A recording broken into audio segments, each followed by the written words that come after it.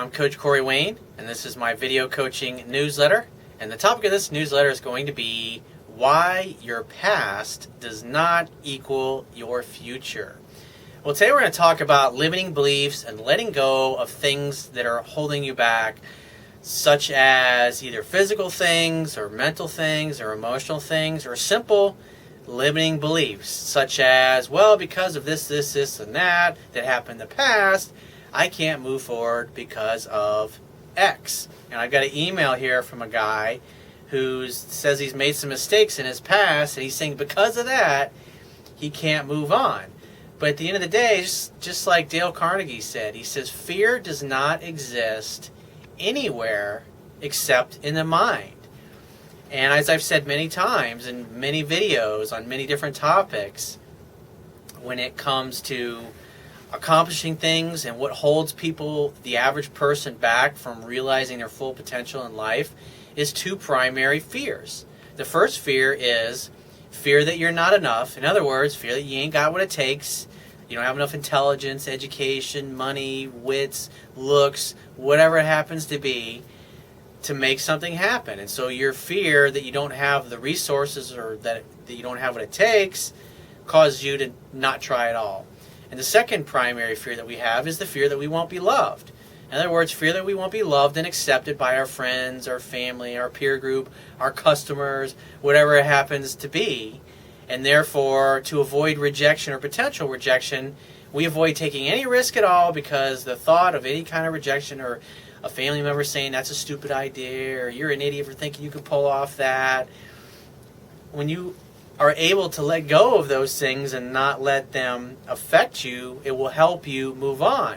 And a good way to flip the script on that is to think in terms of, just like I talk about in the article that I did, goal setting that works, is to get emotional leverage upon yourself. In other words, to look at what it is that you want to do or what you want to accomplish in terms of what it's going to cost you now, a month from now, 5 years, 10 years, 20 years in the future, what you're going to miss out on if you don't take the action that you know you need to take. So in other words, if you have a goal to get in great shape, well, when you come to, let's say you work all day and you figure, okay, I'm going to go work out tonight at 8 o'clock when I get off work. And so you get home at 7 o'clock and you're thinking, oh, my favorite TV show is on. It's like, wow, I got some nice cold beers in the fridge. And I got that leftover pizza last night. And I got some chocolate in there. Ooh, I got some M&Ms in the fridge. And it's like, I can go work out. It's kind of cold outside or it's raining outside or I'll do it tomorrow. And so what ends up happening is in that moment, you're associating, because people will do more to avoid pain than they'll do to gain pleasure, you're associating more pain, or more pleasure, I should say, with eating the junk food. And the pain that you're associating with working out is, oh, it's raining out, it's cold out, it's dark out, I'm kind of tired, I don't know, this couch is really comfortable. And so you bullshit yourself.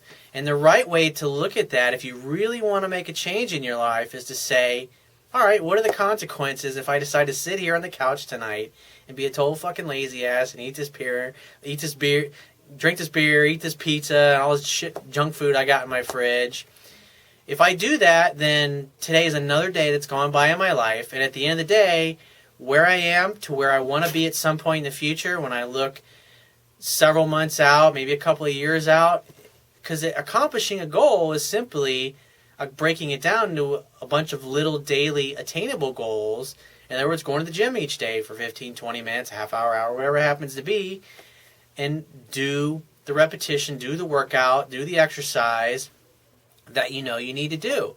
And so you think in terms of, okay, if I decide to be a lazy ass and sit on the couch and eat junk food again for like the 10,000th time I've decided to make a bad choice, what is this going to cost me? Well, tomorrow I'm going to wake up and I'm not going to feel good about myself because I didn't go to the gym. And I'm going to be a little bit fatter because I'm feeling a little bloated, or I take a giant shit and make a huge dent in the porcelain in the morning, or whatever it happens to be. It's like you keep making that bad behavior and you think, okay, what's this going to cost me? What's this going to cost me in terms of dating women? How is this going to affect?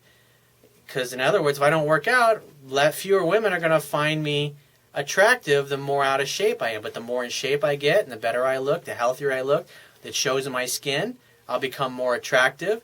And so in other words, you look at it in terms of what are the positive things that I'm going to gain now and in the future by taking the action right now that I know I need to take. And what are the painful consequences that I'm going to experience now and into the future if I don't take the action I need to take. As opposed to just looking at something going, oh, wow, it feels really good sitting here on the couch tonight and drinking and eating a bunch of junk. As opposed to, God, this is really going to, I mean, if like 5 months from now, because think about it. It's like the way I used to think, like when I was in college, is like, okay, if I put this off, I put off the study and I need to do tonight, tomorrow night I'm going to be behind twice as much, and I have twice as much work to do. And my whole week was planned out. And so if I had an hour that I had to be spending on calculus homework tonight, I didn't have an hour to tomorrow night to make up for it. It meant I was going to have to cut out some of my fun time in the weekend. So I think, fuck, I'm not going to be able to go out. I'm not going to be able to meet anybody. I'm not going to have any fun. I'm not going to see my buddies and hook up and have a good time with chicks. And so I would look at it in terms of consequences. And so that's what I use. I would flip the script and use the things that I wanted and get emotional leverage upon myself in terms of, like, what are the consequences? What am I going to miss out on if I don't do what I know I need to do? And so it's interesting because life has changed. It's always changing. It's always evolving. And people come into your life. People come and go. Relationships come and go. Lovers come and go. Sometimes a girl's in your life for one night.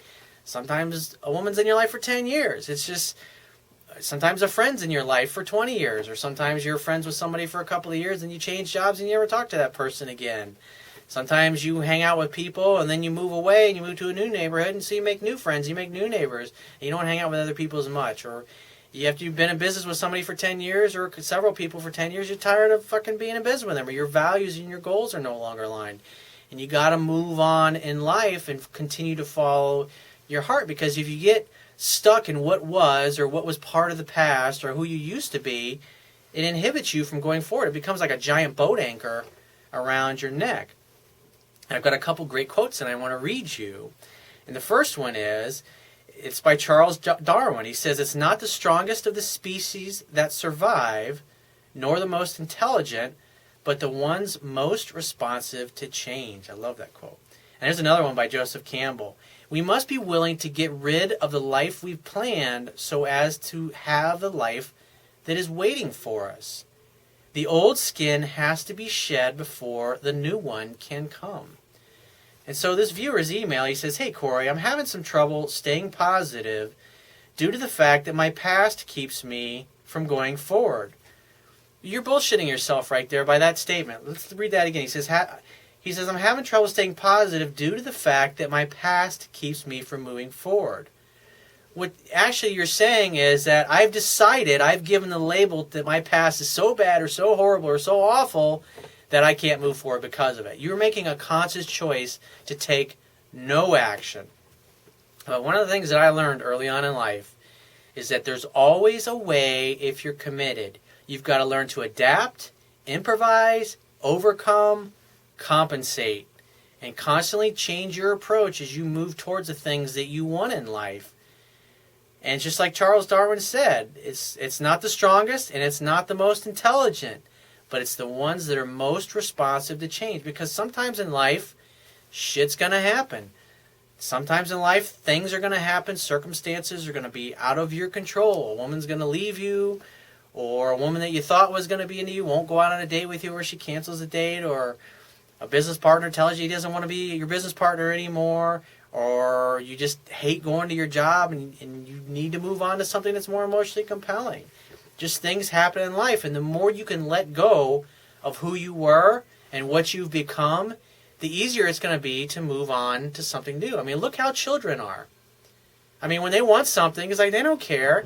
They don't want to take no for an answer. They'll badger the hell out of you until you end up buying it for them just to shut them up.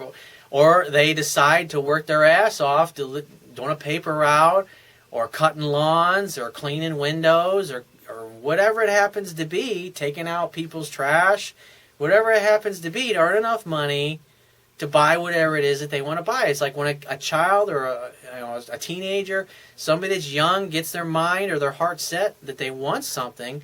It's like they just move relentlessly because they don't know any better. But it's like as we start to age and we become adults, it's like we forget that philosophy and we start saying, no, because this.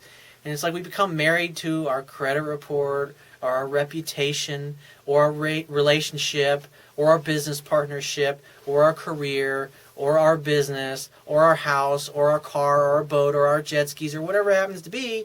And at the end of the day, everything you love and everyone you love and everyone you care about, everything that you care about in this world is eventually going to dissolve. And so the only thing you really can do is to focus on trying to find a way to enjoy your life. And if shit's happened in the past that you feel is holding you back and you can't change anything about that, the only thing you can change is what it actually means to you. And the way I look at things in life is there's always a way around things. There's always a way over it, under it, around an obstacle. If you keep looking for it, you will find, just like it says in the Bible, if you keep on, if you knock, it will be opened unto you or something like that. If you seek, you will find, and it's true. But if you give up, obviously that's it. You stop moving forward. You completely close yourself off from any future possibilities. He says, I got into some trouble when I was 16, and that holds me back from getting to where I want to be. Okay, so you did something stupid when you were younger, and maybe you got a record, maybe that's following you around, but at the end of the day, if that's the case, that's a label that society has given you, and it is what it is. There are people that don't give a shit about that particular record. And so you need to find a career or a job or a set of circumstances or a group of people that don't give a shit about your past, that believe that the past does not equal the future. In other words, every new moment is a new moment. It's just like an Etch-a-Sketch. Every morning you wake up, it's a brand new day. And it doesn't matter if you totally sucked ass yesterday or 5 minutes ago or for the last 20 years of your life. The only thing that matters is what you're going to choose to do right now in this particular moment going forward.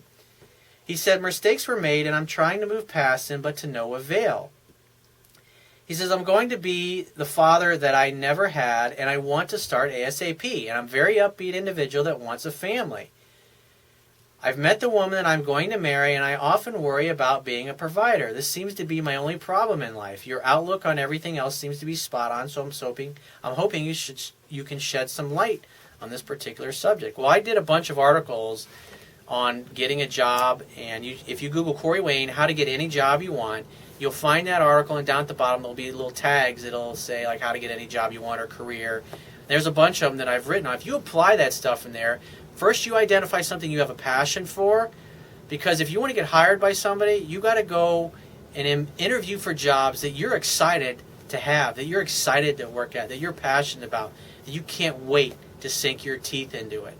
And then go sit in front of a potential employer who has the job opportunity that you want, use the techniques that I teach in that article, and you communicate your passion, which will be authentic because you've chosen something you really, really sincerely, truly, honestly want to do, you'll get that fucking job over somebody else. Because every time I've ever hired somebody, I always want to hire somebody who's literally like kind of beating the door down, wanting to be a part of what I was building, wanting to be a part of the company that I was building. Because I knew those kinds of people, they were self-motivated. They would do what it takes even when I wasn't around.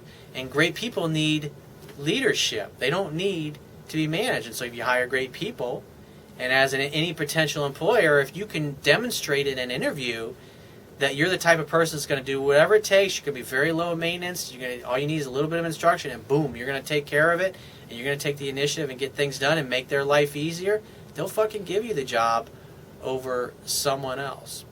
So if you have a question you ask me, go to my website, click the Contact Me tab, and send me 1 or 2 questions max, and just give me several weeks to get back to you with a response.